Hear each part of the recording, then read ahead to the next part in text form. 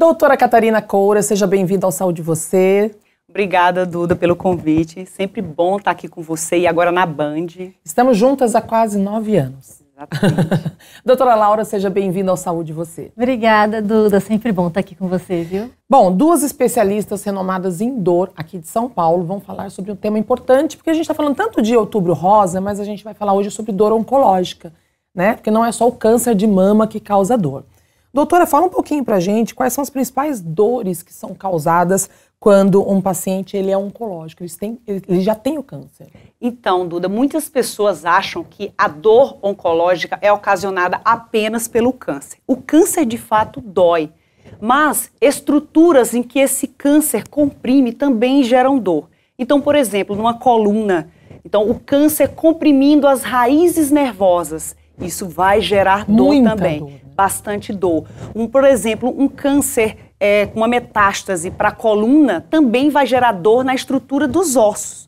Então, a dor oncológica, na verdade, ela compreende um campo muito maior que a dor apenas do câncer. Muitas vezes, Duda, as dores musculares, pela posição que o paciente tem que ficar, isso também gera dor. Então, dor oncológica, na verdade, é tudo relacionado ao câncer que gera dor. E é importante frisar, como a Catarina falou, que como a gente tem vários fatores, geralmente a dor oncológica, ela é mista. O que quer dizer isso? O paciente, às vezes, não tem só aquela dor da massa, do câncer, mas pode ter uma dor neuropática junto. Associada. Então, a forma de tratamento também vai mudar conforme o diagnóstico. Agora, no caso do câncer, ele causa a dor, como a doutora Catarina explicou, e afeta muito a qualidade de vida da pessoa, porque tem pessoas que convivem com o câncer durante anos, né? Hoje a gente sabe que a medicina é muito avançada, mas o que pode ser feito para trazer essa qualidade de vida para alguém que tem câncer, por exemplo, que está sofrendo de dor? Exatamente, Duda. Então, quem tem câncer, na verdade, a família toda está envolvida no processo. Então, o apoio familiar, por exemplo, é extremamente importante para a qualidade de vida deste paciente. Então, o paciente tem câncer, ele tem que passear, viver a vida dele, fazer suas atividades na medida do possível. Sim. Para enfrentar toda essa situação, ter o apoio familiar, a equipe médica multidisciplinar também entra nesse papel. Existe a musicoterapia, a terapia ocupacional, que ajuda muitos pacientes. Em algumas situações também, o trabalho da espiritualidade envolve muito a questão da qualidade de vida. Como você falou, Duda, a dor em si, ela já limita todas as pessoas com dor crônica, né? Sim. O paciente com câncer, além de ter essa limitação da própria dor crônica, ele vai ter também a questão emocional. Ah, com e certeza. ele é muito mais fragilizado emocionalmente do que um paciente, por exemplo, com uma enxaqueca, Sim. com outro quadro de cefaleia, Porque ele já exemplo. associa ao fato da Exato. doença, né? Então a gente tem a questão emocional do próprio câncer associada às alterações emocionais da dor crônica. Então ele fica muito mais sensível e precisa realmente dessa questão desse apoio familiar e de toda uma equipe envolvida. Agora, a gente sabe que um paciente, quando ele está nesse estágio de dor, é necessário, eu já vi casos, por exemplo, de uma pessoa que eu conhecia que teve o câncer nos ossos, né? E assim, ela sofria muito a ponto de ter a morfina, de ter um tratamento mais forte de analgésico. Como que fica o efeito colateral de um paciente que está com muita dor? Quais são os efeitos colaterais desses analgésicos para aliviar a dor? Como que funciona? Então, o tratamento da dor oncológica é um pouquinho diferente do tratamento de um paciente que sofre de uma dor lombar por uma hérnia de disco. Então, muitas vezes, a depender da gravidade da doença, a gente tem que utilizar o que nós chamamos de opioides, né, que são medicações à base do ópio, derivados da morfina, e que são medicações fortes. Então, essas medicações são empregadas. Existem também outras medicações que nós utilizamos como adjuvante, que são medicações que, associada aos opioides, vai melhorar o quadro, como, por exemplo, anticonvulsivantes, a classe de medicação chamada gabapentinoides, relaxantes musculares, em algumas situações até anti-inflamatórios, eles vão entrar no arsenal terapêutico das medicações para o paciente com câncer. Lembrando que os próprios quimioterápicos que o paciente oncológico faz uso já causa muito efeito colateral, como, Sim. por exemplo, náuseas. Sim. E o opioide, dependendo da dose, dependendo do paciente, ele também vai causar e piorar esses efeitos colaterais. Por isso que é tão importante o uso de medicações adjuvantes e terapias complementares. Eu ia te fazer essa pergunta, doutora, porque você também é especialista em acupuntura e, inclusive, cuida de mim. Mas o paciente com câncer, dependendo do tipo de câncer, a gente vê que muitas pessoas desistem do tratamento medicamentoso e optam por tratamentos paliativos. Por exemplo, a acupuntura, ela pode ajudar um paciente com câncer? É uma dúvida minha, porque me ajudou tanto nas dores na época da gestação e me surpreendeu. E a gente vê a acupuntura crescendo cada vez mais. Ela pode ser um paliativo? Sim, ela entra como um tratamento para vários sintomas. Entendi. Tanto a dor, por exemplo, do paciente oncológico, quanto também para aliviar sintomas ou efeitos colaterais das medicações, como, por exemplo, as náuseas. Melhora a parte emocional. E as náuseas, é engraçado que das primeiros trabalhos que surgiu em torno da acupuntura foi exatamente um ponto específico da acupuntura que é utilizado para tratamento de náuseas e foi utilizado para pacientes oncológicos que tinham náuseas, por exemplo, para quimioterapia. Vocês que são especialistas em dor, assim, vem vindo, a gente tem obviamente a pergunta do público, o que as pessoas querem saber, mas entrevistando profissionais e conhecendo o trabalho de vocês, uma vez nós falamos sobre o uso de canabidiol.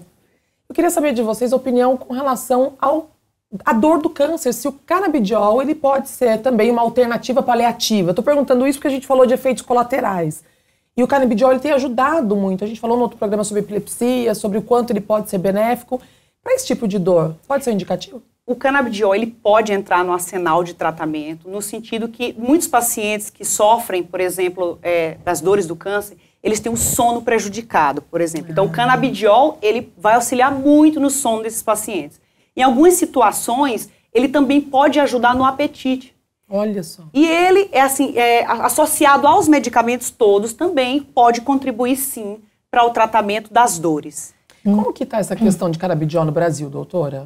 O canabidiol no Brasil hoje tem a liberação, né, pra gente, o médico ele tem a capacidade de prescrever o canabidiol. Existe o canabidiol na farmácia, uma receita, um receituário especial para tal. E também tem as medicações que são importadas e nós fazemos a solicitação, né? O paciente, na verdade, nós entregamos a receita para o paciente fazer a solicitação pela Anvisa. Eu fiz pela Anvisa, leva em torno de 30 dias. Só fazendo um adendo com questão do uso do canabidiol no paciente oncológico. Tá. Ao utilizar o canabidiol no paciente oncológico, o médico de dor, enfim, o médico que for prescrever essa medicação tem que estar com um relacionamento muito estreito com o oncologista do paciente.